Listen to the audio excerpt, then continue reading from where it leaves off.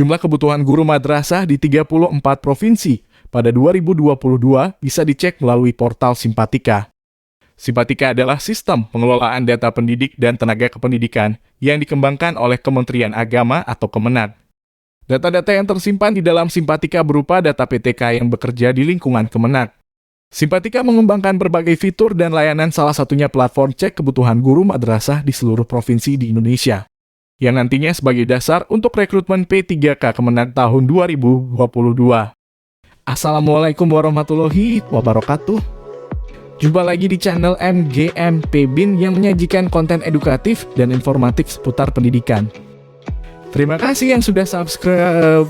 Bagi yang belum, bantu subscribe, like, komen, share, dan klik loncengnya agar lebih semangat lagi untuk menyajikan konten lainnya. Terima kasih. Pada kesempatan ini kami akan menayangkan tutorial cek kebutuhan guru madrasah di website Simpatika. Tonton videonya sampai selesai agar tidak ketinggalan informasinya.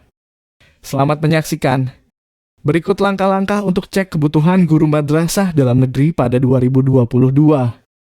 Langkah pertama, buka laman https://simpatika.kemenag.go.id/madrasah. Linknya saya lampirkan di kolom deskripsi. Pada menu utama, klik kebutuhan guru. Cari kebutuhan guru dengan mengisi nama madrasah, provinsi, dan atau kota atau kabupaten di kolom yang tersedia. Saya akan coba mensimulasikannya. Isi nama madrasah, misalkan MTS Negeri 2 Pontianak. Lalu pilih provinsi yang sesuai dan pilih kota asal. Pengguna tetap bisa memperoleh data meskipun hanya mengisi salah satu dari kolom yang tersedia. Setelah itu, klik cari temukan madrasah yang ingin dilihat jumlah kebutuhannya.